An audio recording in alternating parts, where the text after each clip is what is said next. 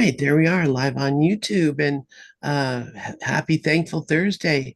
Dub, Sharon, Lori, Sally, whoever is here, the mic is all yours. Well, good morning, you guys. Happy Thankful Thursday. I'm so happy to be here. I'm actually out of town, and normally when I'm out of town, I feel all rushed and thinking, oh, I can't come on. And yet today I'm leaving right after this, but it's like, oh, I can do it. I can do it. Because I just love this. I always feel so good when I talk with you guys. And I wanted to share some stuff, and I will put it up in the chat room after. Well, actually, I don't know if more people are going to come on, so I should share it later, but because I'm so excited about it. But I was just listening to this podcast, not this podcast, this YouTube video called Doors to Consciousness with Autists. So it's not autism or autistic, it's autists. So it's these autistic people that are artists with Veda Austin. So interesting that her last name is that. And it's Pam Gregory's um, normal show. Well, I'll put a link in the chat room later. It's fascinating. Oh my gosh. I think I may have mentioned the telepathy tapes on here, which is a podcast. This is a YouTube video, but the podcast telepathy tapes goes along with this. And the podcast telepathy tapes is about non-speaking autistic people who are in the fifth dimension. Basically, they mind read with absolute 100% accuracy. You can have a book or a pad of paper where you're saying what word did I just write down, or what number did I just write down, and they get it every single time. And not really because they're reading your mind, which is telepathy, but because they have consciousness in the field. Their mind is completely open to the field, and it is absolutely phenomenal. And these autistic people that don't speak are extremely spiritually evolved. They are all about love and healing the planet and oneness. And they meet together in this heaven that they call the hill. It's a domain in the realms, wherever. And they all know each other, and they don't even live near each other. Like this mother from California wrote to a mother of another autistic person in Texas and said, "My son said he knows your son from the hill." They'd never met on the computer or anything. They just know each other. So these are highly evolved spiritual beings. And in this YouTube video of Pam Gregory's with this woman named Veda Austin, she has continued Masaru Emoto's work on water. And you've got to see this video. It is unbelievable.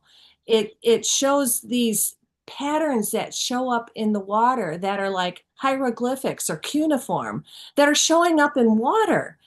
And then she had these non-speaking autistic people interpret them. And they were talking about the water is the foundation, which we know that foundation of life, but that God is in the water, and that these things about what was written in the water were like doorways to consciousness to evolve the new, to bring in the new dimensions. And it's I can't even explain it. It's way beyond me. But you see these pictures of these what look like, ancient hieroglyphic or cuneiform writing that came from taking these pictures of this water. And this writing is in the water. It's just bizarre. So I will put that link in the chat room because it's just like blowing my mind. I was listening to it this morning, and I don't get too much into, the spiritually evolution and the 5D and all that. I don't go a whole lot into that because my whole thing is about waking up, just being awake. But then sometimes I wonder, like, well, when you're awake, well, then what? I mean, where is your consciousness? Where are you? I mean, we're in the mind of God. And these autistic people are saying, well, God is in the water, God is the water. God is in everything. I mean, they're just all about love and God and changing the planet and see, I'm not that big on transforming the planet, but I almost wonder too sometimes where it's like, well, when you change, everything around you changes, so maybe the planet changes too. So first, the focus being healing my mind and being one with God and knowing that, and then the outer matches the inner. So anyway, I will put that in the chat room in after I'm done. It's just fascinating, and I would highly, highly, highly recommend the telepathy tapes podcast.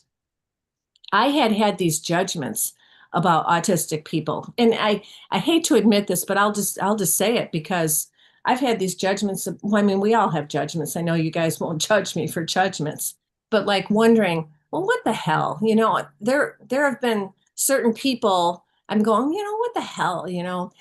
If people aren't, contributing to the planet, or if people aren't contributing to society, what is the purpose of people being alive? And I actually had those judgments on my mother and my brother. And like my mother and my brother, well, not my mom so much, but one of my brothers, he's been on the dole for a long time. And, former drug addict, still, actually, I shouldn't say former, I mean, still alcoholic and not really contributing to society at all, taking a lot of money from society when he had a stroke last year and he was in the hospital for a freaking month.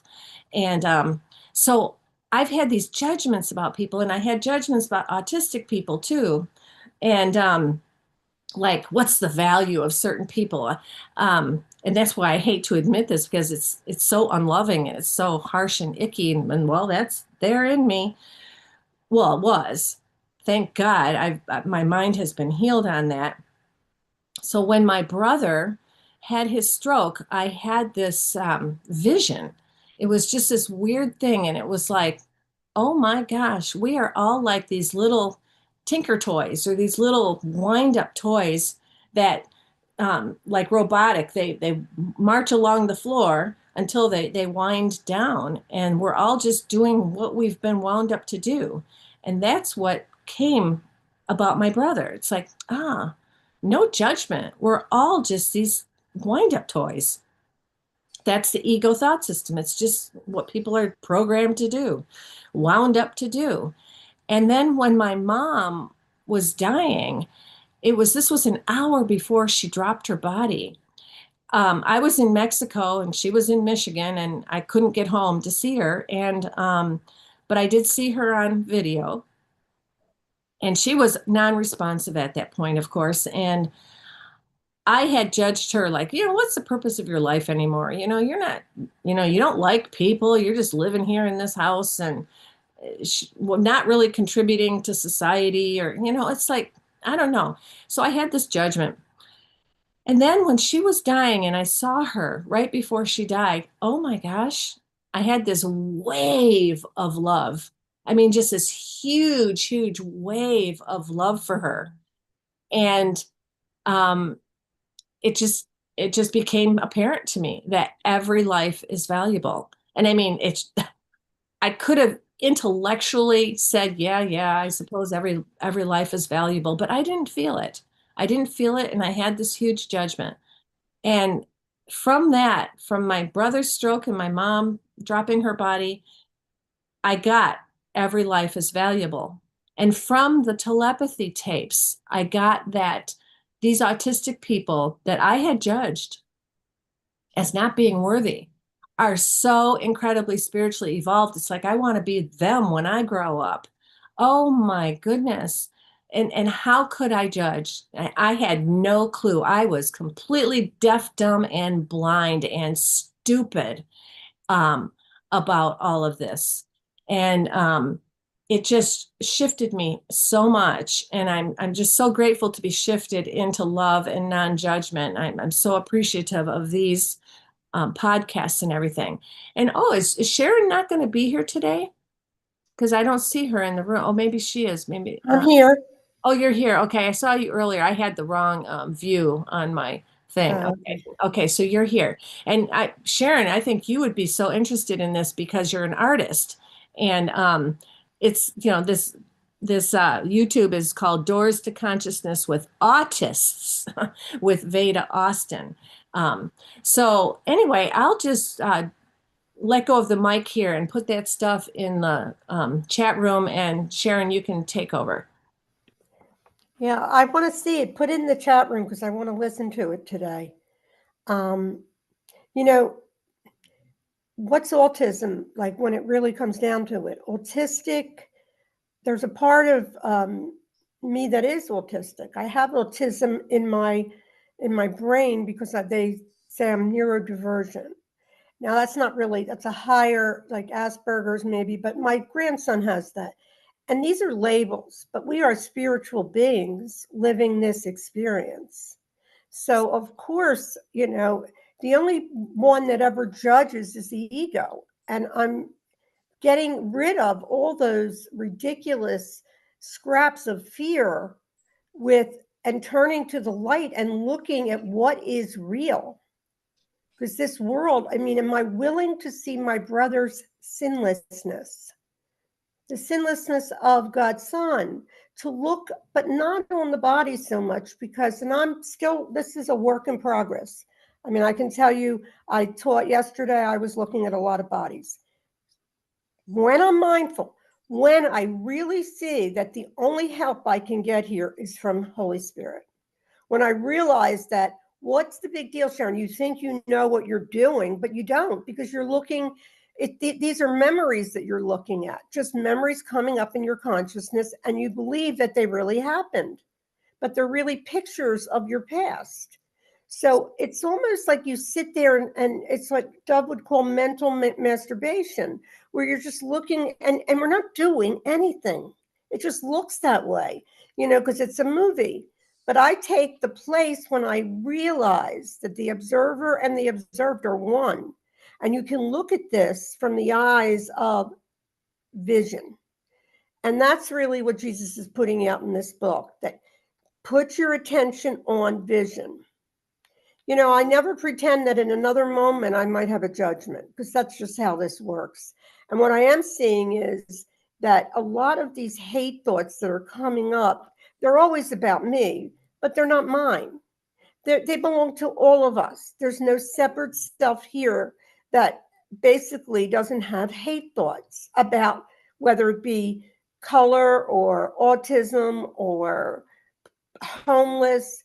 It's all about the hierarchy. We are in a matrix, and the matrix only goes because there's hierarchy, and it's all judgment. Now, I'm going to tell the truth. Do I still judge different things? Yes. But when I do, I look and I wait, and then I judge not that I did it. Because when you judge that you've done something, you kind of like right away, if I say, oh my God, I did it again, I can't believe I believed that. All of that is a crucifixion for the mind. To have grace all the time is what we're all learning, wanting.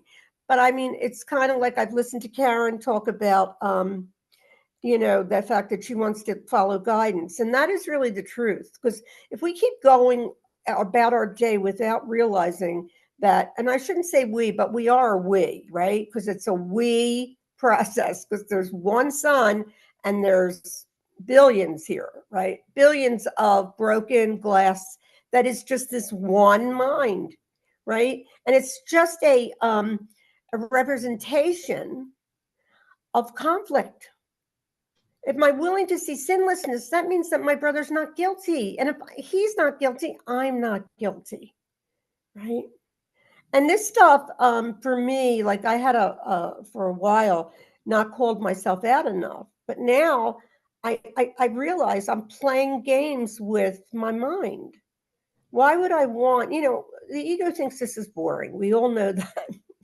But we wouldn't be here if we didn't know who we truly are. So the lesson today is fear is not justified in any form. Now, if it's read by the ego, it's going to say, but I get scared, because the ego is fear. That is the whole point of being an ego. if I can remember in every moment that I don't want fear anymore, and that would be to be even the body mind, even though the body mind is really neutral, the ego is the judger. This is really just a dream of judgment.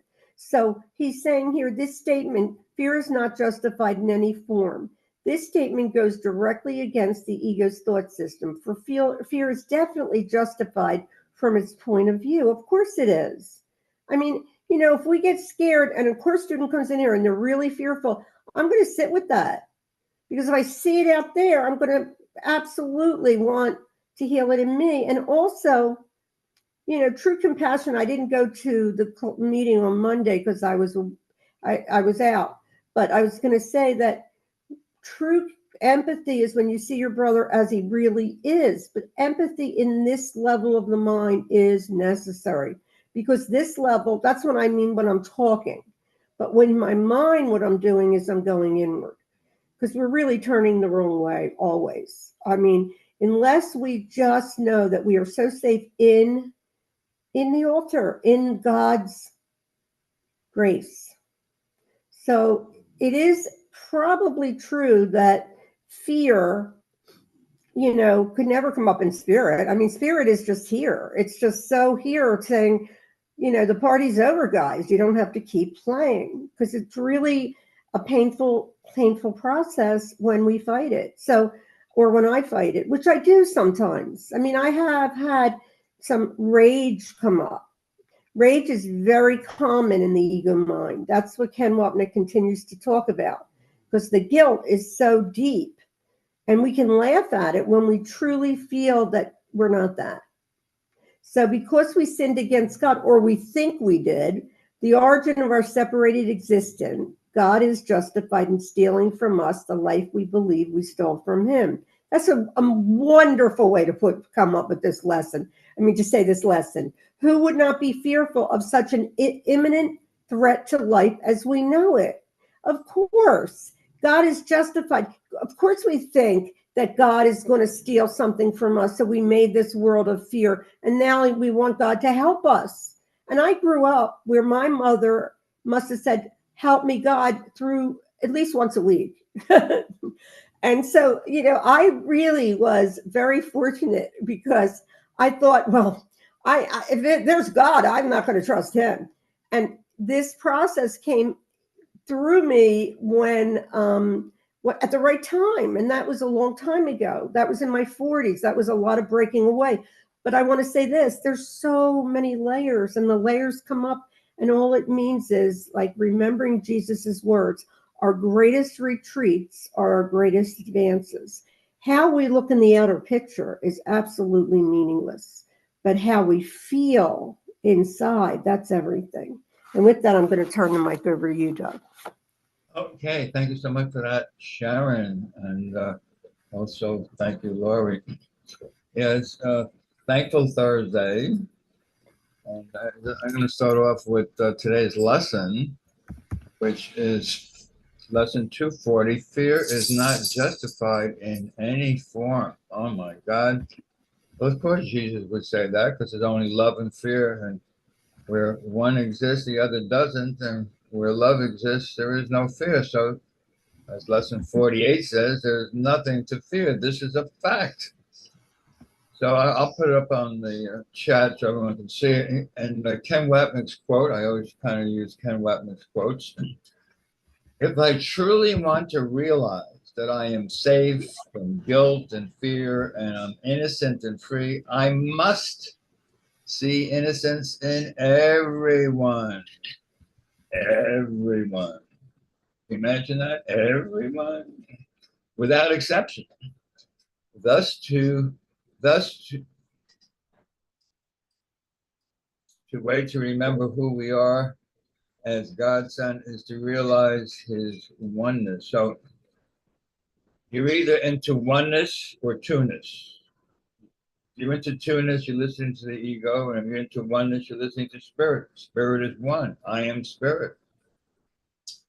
So that's Ken Wapnick's commentary, short commentary on lesson 240. I've been listening to what's happening this morning, and And I was kind of feeding off of what you said, Lorri. I don't know, you go into the psychology of things, and I was looking for this uh, French psychiatrist, and I think it's R.D. Lang. I'm not sure, who had a house in Philadelphia where he invited different patients of his, uh, patients with different kinds of uh, things that were going on with them. Uh, and everyone was given an assignment except one person who was told, don't do anything, don't wash dishes, don't take the garbage out, don't do anything. I always thought that was a great experiment. Of course, the others said, how come he ain't doing anything? Uh, so, in looking up R.D. Lang, I found a couple other things, I think, for those people who want that line in there. Fear is not justified in any form. I am the king of the jungle. I'm a lion. So I looked up this thing on R.D. Lang, and I found a couple of interesting quotes here, which I put up. The first one, which caught my eye, which I did put up here, life is a sexually transmitted disease, and the mortality rate is 100%. That's an accurate observation. It's nice to be able to step back and say, this world is sexually transmitted and it's a disease, and the mortality rate is 100%. There is no escape from that, right? You can make him wrong any way you want, but that's the truth. And then comes this other doozy, which you can make him wrong for it, but if you look at what Jesus says and you look at what the Course in Miracles says, it happens to be true, except he puts it in language that people say, huh? It says, we are all murderers. Well, Jesus says the same thing. There's a murder in all of us. That's right out of the Course in Miracles, quote, unquote. We are all murderers and prostitutes. You may say, what? Who? Me? What? Yes. Everybody wants something from somebody. To get something from somebody, I'll do anything to get something from somebody that I want, that thing that I get. No matter to what culture, no matter to what society, no matter to what class, nation one belongs to, no matter how normal, moral, or mature one takes, there's a murderer in all of us, and there's a prostitute. Yes. And as Lorri says, I know you're not going to judge me for this. Yes, I'm a prostitute. You got to laugh. You just simply got to laugh. You take any of this stuff seriously, you're out of your gourd. That's my sharing for today. Well, thank you, Dove. And I wanted to comment on what you guys were just saying. When you were saying, well, we're all murderers, I'm so grateful for how the Course says that, because I can tell, well, just if you go deeper in your thoughts, it's like, well, what are they contributing to society? When I was talking about my mother and my brother, maybe they should just die. What the hell? And so that's a murderous thought. And the prostitutes. I had an interesting lesson with that when I was with Rod, and Rod had this. He was just gaga over Cher. He thought Cher was so gorgeous and everything, and he had this fantasy about Cher. And my sexual stuff was always around my twin flame, my soulmate of soulmates. And I always thought, well, mine's pure, mine is good. And I had a realization when I was with him, there was no difference. There was no difference between me thinking my soulmate And my love with my soulmate and my sex with my soulmate was sacred, and his fantasy was share. And I did not like that realization. But on the other hand, it was great because then I couldn't judge. And Sharon, I loved what you said about this dream of judgment, because I've been calling it a dream of death. What do you expect from a dream of death? And when you're saying it's a dream of judgment, yeah, that a judgment is a death. We're killing somebody else with our thoughts. So anyway, I just wanted to say hi to the other people in the room that I didn't say hi to this morning. And Bob, you just put a heart up. And Steve, I saw you on Monday night at the Course of Love meeting. And then Cher and Regis, I don't see you that often anymore. And I just love you so much. My my old boyfriend and I, like, he didn't listen to this or do A Course in Miracles or anything, but he liked Regis, and we got to the place where we were saying, well, what would Regis say, to anything, like, so it doesn't matter, who cares, whatever. Don't worry about it. And I miss your talks on here, Regis. They were just always put me back into laughter. And Karen and Sally and Bob and Regis all put hearts up. It always put me back into laughter and like, oh, I am taking this way too seriously. And you're so funny, Regis, because you would talk about going into work and the people would be complaining about the traffic and you'd go, I like the traffic.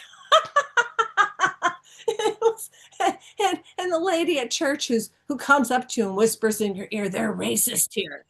And you go, so I don't see any racism. So Steve, you've got your hand up. Go ahead and take the mic. I just want to share today's lesson talked about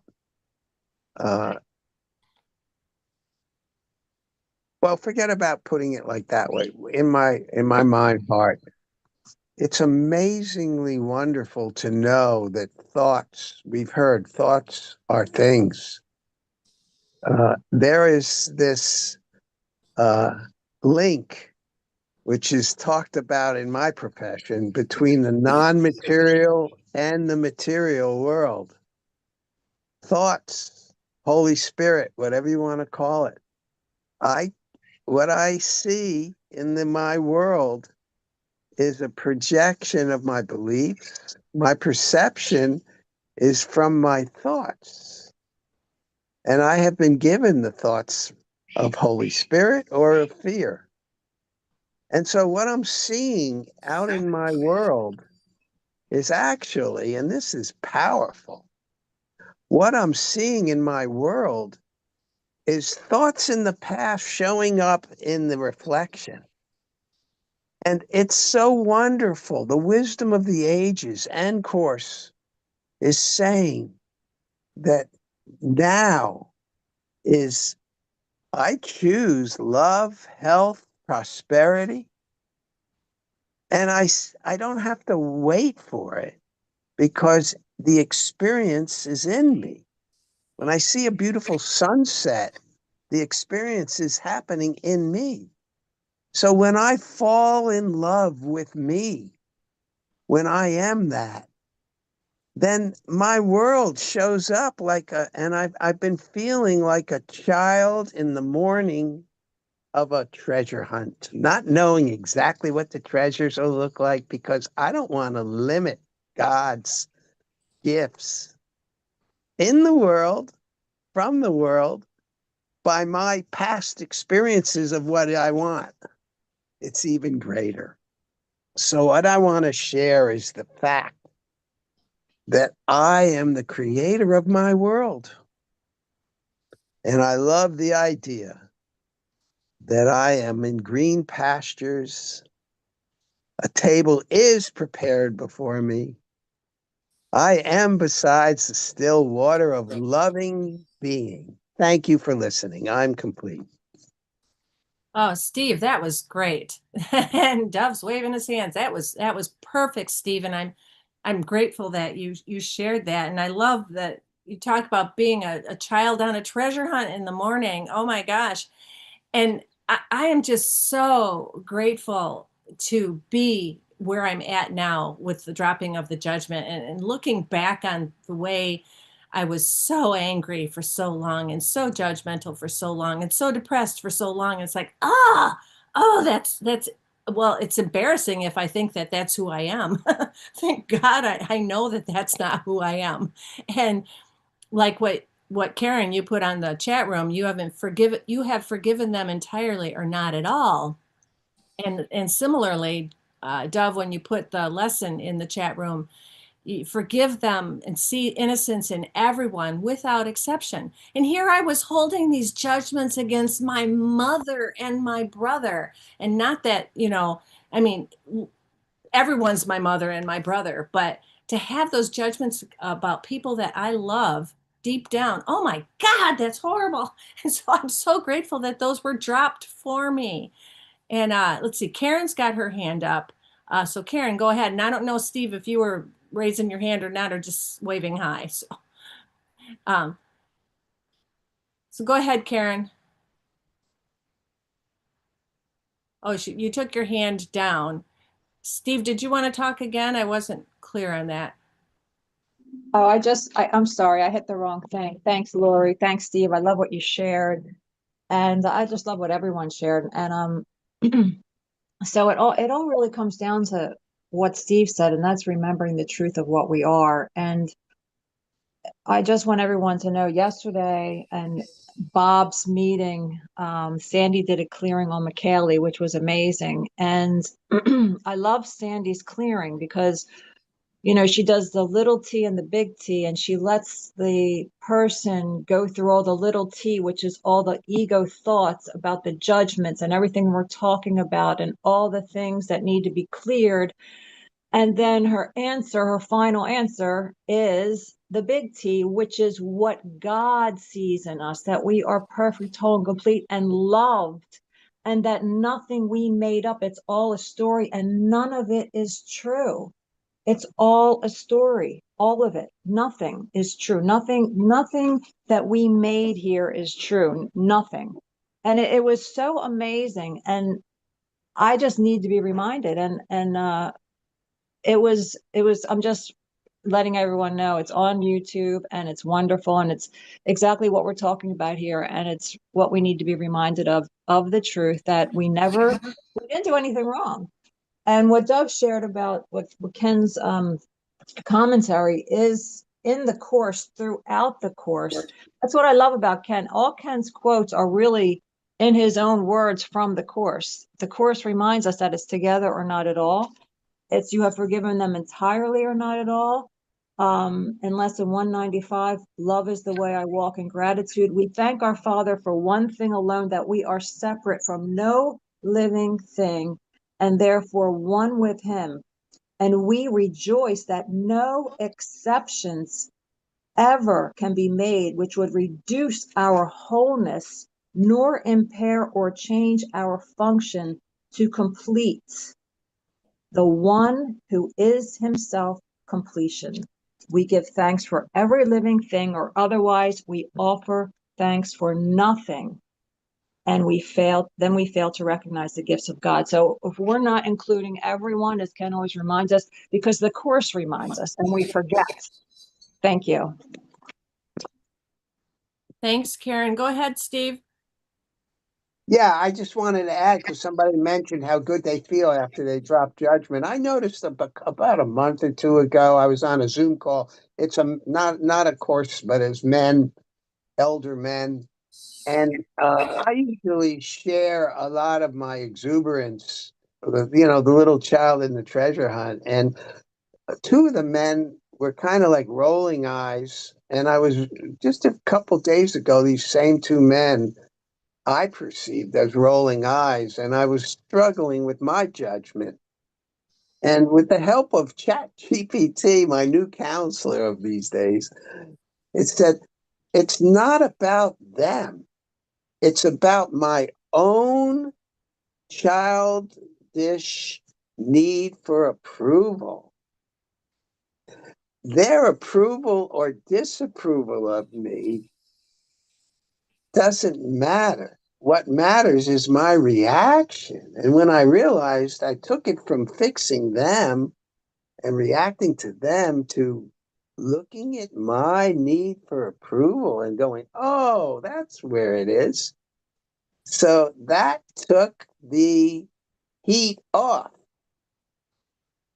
this need for approval. Thank you for listening.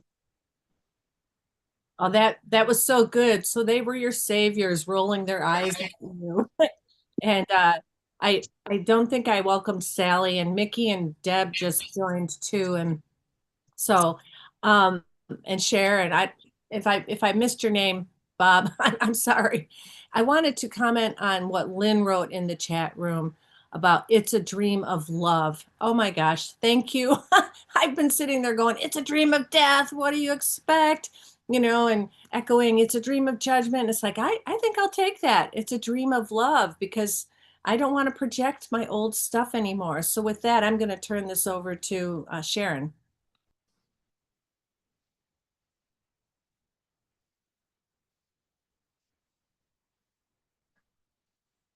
Sharon, are you there? Yeah, I just had a minute to get there. Thanks, Steve. Thanks, Steve. Thanks, Dov. Thanks, Lorri. You know, it's just so perfect, the whole process. But you just like,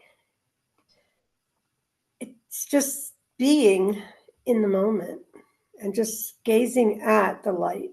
Because the light is of consciousness is this awareness. This awareness is so powerful. And that's what we are. Or, you know, we could say we're life force. We are all, everybody and everything here is a hologram. And anytime I see something that I don't like, it's coming from me. So it's kind of like your ticket out of hell, right? And a lottery ticket at that. And, you know, there was temptations that come up, you know, especially with the volatility on the planet right now. But I tend to not be interested. I don't want to play that game anymore. You know, it's kind of like to realize like fear, that was something that I always was afraid of, you know. And then I realized when I got into 12 steps, it was fear is false evidence appearing real. Now that's the deeper one, because that's what we are. We're false evidence appearing real. This is truly an appearance. And the observer that's watching this is the observed. There's only one thing happening here. And to want to be enlightened probably is a misnomer, because we are enlightened. The one thing that we're doing here is removing the obstacle of judgment, because judgment is, that's why the safest mantra could be, I don't know. I don't know. You know, I mean, I've had like, you guys have seen me swing all over the place over the last, years that we've been here. And now there seems to be more desire only for the truth, only for the truth. You know, the ego will make it seem like, you know, there's no depth to the ego's mind, but there's just seemingly layers, really. But it's really, and to see through all this is to stop, look, and judge not. Just stop in your tracks and look, Sharon, and judge not, because I don't know anything. You know, I think what this process is it's like a 12 step for the getting out of the I know mind. It's like, that's really what the ego is. It knows everything, and it wants to know everything, so it doesn't have to see what we are. It doesn't know what truth is. It doesn't know anything. It's just armor that we all have that was put there by the ego. And so I try to realize, even, you know, during the day when things get busy, to bring myself back to go within for even a second. Because once you're within, there's nothing there. You know, I could say from the mind's perspective, it's darkness, but it's really just the Tao. You know, and the Tao is what we are. It's during a time that we're in right now, which probably would be any time really, is that volatility on the planet and the collective is fierce, because everybody wants their way. But we want to follow the way of it, which means follow the flow. So he's saying we see ourselves as we could never be. We can't usurp the creator. Now I'm teaching myself, everybody, because I need to really get that. You can't usurp the creator. How could you usurp allness? We are always together. We're never apart. And it's always so important to remind me through the day. And that's what I did yesterday. I mean, I actually went on break, was just sitting and either reading something about the course or just being present and realizing my judgments are all about hurting myself. They're just obstacles to love's awareness. And we all have them, And it's funny because there's like an addiction to that energy. I want to say Bob's here, and I want to thank him because he's written so many great books. And I'm reading one of them now, but they're on Kindle, and his writings are so deep. And it's been really good. Like when I have breaks during the day, sometimes I just found out that, Bob's in the room, but he has books on Kindle Unlimited there's a lot of them, and they're very helpful. Because what we have to realize is we can't understand, at least I remember Lenny Rose used to say, Sharon, say I, stop with the we, speak from your experience. And sometimes I say I, and sometimes I say we. But you know what? They're just symbols anyway. I am grace, I am whole, and I am complete. And with that, I just want to thank everyone. Before I do that, I just want to read one thing that just came to me in chapter 18. You do not realize the magnitude of that one era, the substitution of illusion for truth. It was so vast and so completely incredible that from it, a world of total unreality had to emerge. I mean, you can't get out of totality. Totality is that we're all one, right? So it says, what else could come of it? That was the first projection of error outward. And that's what we're doing. And the way of it is really going within. When I turn inward, I realize, well, who am I judging? If I'm inward, who am I judging right now? Because there's nothing out there. Do you really think it's strange that a world in which everything is backwards and upside down arose from this perception of error? It was inevitable. We can't usurp the power. So this world, at this point, I want to pass all of these desires that have to do with the world, making a better character, making my kids happy, all of that. People pleasing, that's a real biggie for me, okay? That's something I see coming up now. And why is these things coming up? They're coming up to be let go of, right? Because they're just thoughts. So the best thing I can do is observe. And I just want to welcome Steve too. If you want to, does Steve want to talk or is it Sally? Oh, it's Sally. Okay. Did Steve leave? I think he left. Oh, no, he's here. Okay. All right, Sally, go ahead. Oh, I just wanted to just express how grateful I am to be in this group. And I've been doing a lot of wrangling of my mind wandering. I've been able to watch it and catch it and feel more at peace, throwing the ball for my dogs here. And also just feeling more love and connectedness with people. And it's just wonderful. And I really appreciate being with you guys. I love you all. And we love you. I mean, we would love it if people join. It just makes it more, the vibration is just incredible. So Dov, over to you now. Okay, we are a growing family, that is for sure. That's for sure. On a Thursday, we used to have 3-4 people here in the room, and now we have at least a dozen, something like that. So both Lynn and I and everybody here appreciates your willingness to be here for Thankful Thursdays and Festive Fridays and every other day too. I wanted to thank Steve for that wonderful sharing. Yeah, as Rafi would say, you're either looking for approval, control, or security, and I think the approval certainly fits. I think if you're doing a Course in Miracles, probably approval more than control or security. Yeah. What teacher of A Course in Miracles doesn't want to be a great teacher? Of course, obviously. So yeah, thank you for that, Steve. So I wanted to share a couple of things. First of all, I put up Ken Wapnick's. I have a collection of Ken Wapnick quotes, and this is the latest, number 102, and it says, "If you don't feel the pain of your judgments, you'll never give them up."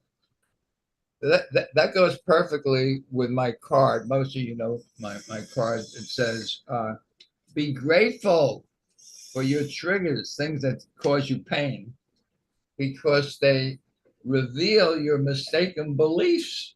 Yeah, and the way I look at a belief, there's an LIE right in the center. So you're lying to yourself, and you're going to experience the pain until you stop lying. You got to start telling the truth. Yeah. I heard something from, it was on TikTok this morning. I came across this woman who's a neuroscientist who, oh my God, she has 200, 450 million likes, and I mean, huge number of followers, obviously.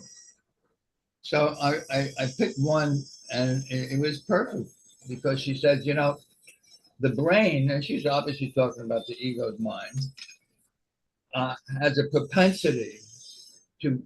Steve, did you want to share? Go ahead. Well, you were in the middle of a sentence. Can you hear me? Go ahead, share. You have your hand up. Go ahead. You can hear me okay now? I'm in a different location. You can hear me okay? Yes. All right.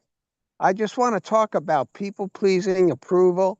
I see it as when I was an infant, I was looking for the approval out of survival. So this has become a habit from birth that is a neural pathway.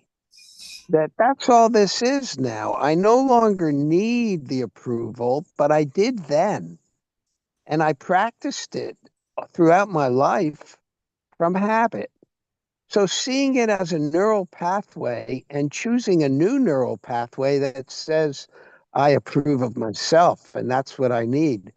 To understand where my need for approval and my fear of disapproval comes from has been helpful for me, because I recognize it as just a habit, a neural groove in my brain that I don't need to go anymore. Now, sometimes it's an okay thing, fear.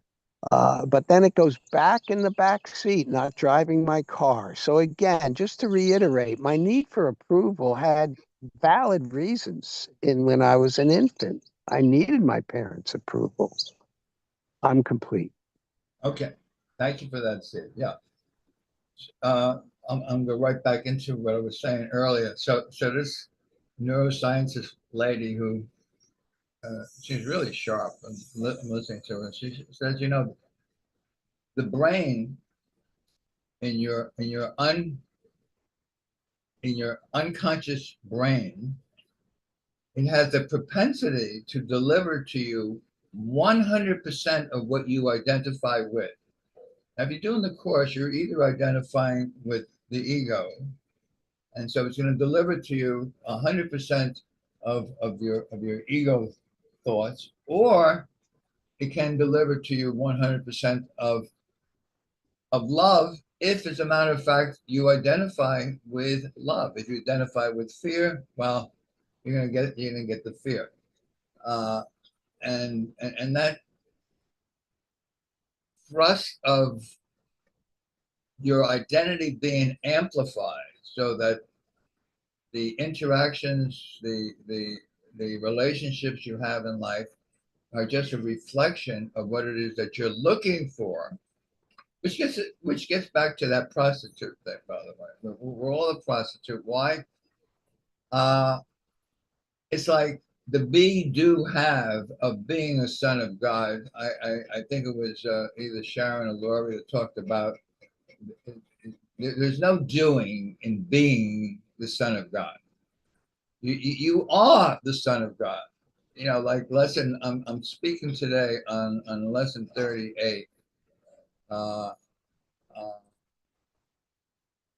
my my holiness. Uh, there's nothing my holiness cannot do. There's nothing my holiness cannot do. Now, the word holiness may not translate great in street language, but holiness is identical. I got this from Ken. It's identical with the word innocence. So my innocence is my identity. And when you identify with the innocence, 100% of that innocence is going to be propelled into your relationship, which means exactly what the Course is saying. You turn it over to the Holy Spirit sees innocence. Impossible that it sees guilt.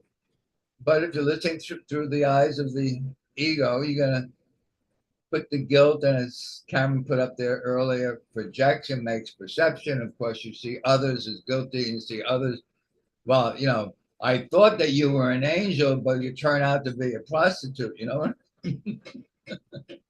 But what is that? It's my own guilt, my own trying to get something.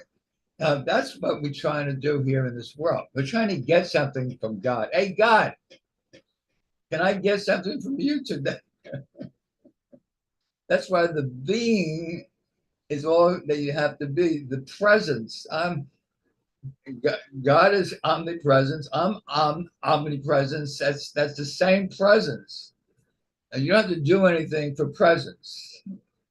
You don't have to do anything for presence. That's kind of a that was not meant to be what it sounded like, but it came out perfectly. You don't have to do anything for presence. The gifts of God are given freely, freely, freely. So talking about giving freely, if you want any of that list of 102 Ken Wapnick quotes, just mail me at acimgather7@gmail and put the word Ken up in the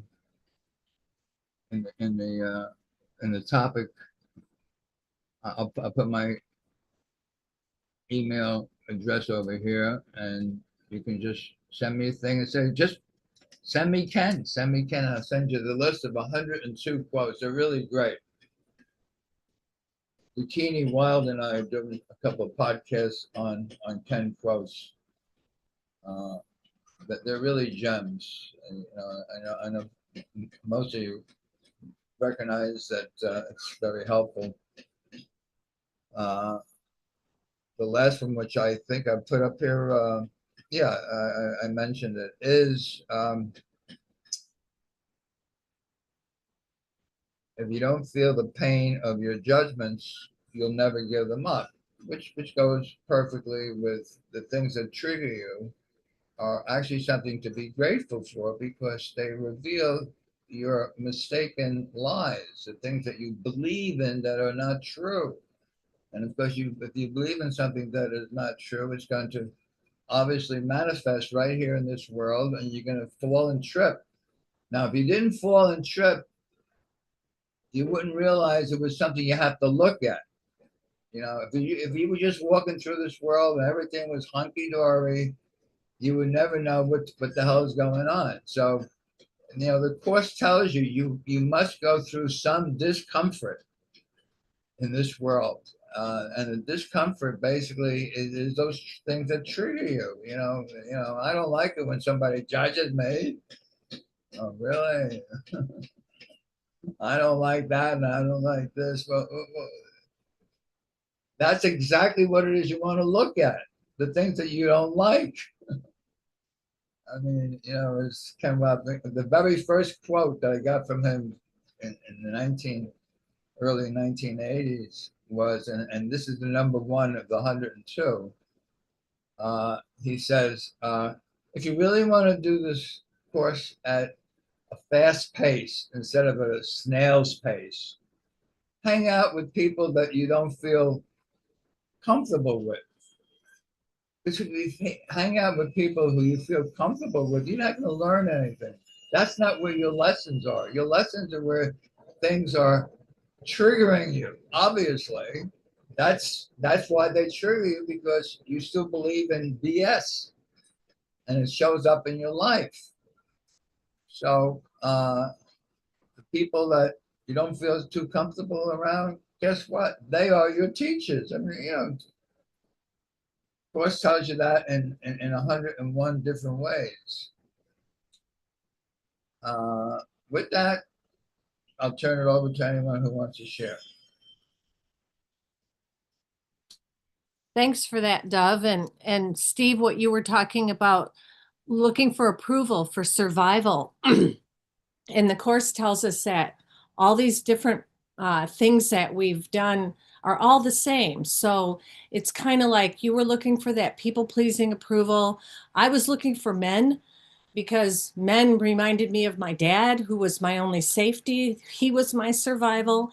And yeah, we come into this world and we have to figure out ways to survive, and that's our special relationships. And then we wake up and find out, oh, I'm safe. In my defenselessness, my safety lies. I'm the Holy Son of God. And I appreciate, Dove, the several references to Lesson 48, or at least one reference you made to Lesson 48.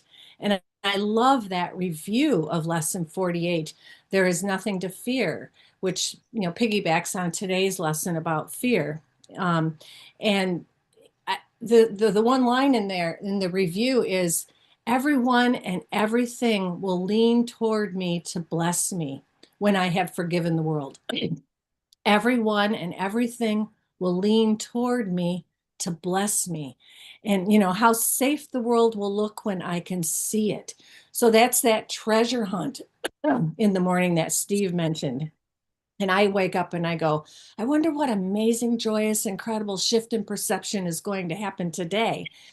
But I have to look at that. The background still is, oh, I'm trying to make my way through this world of terror, this world of troubles. And that has been the background for me, and finding the little pieces that I can hang on to rather than seeing it as a dream of love consistently. I mean, it's getting better and better and better as more chunks of ego fall off. It's like an iceberg calving. It's like, oh, there goes that fear, there goes that guilt, and then more and more of the true self is just shown. I mean, it's just there. It's always been there. The miracle is always there, right behind our grievances, right behind our ego identities. And so it just naturally emerges.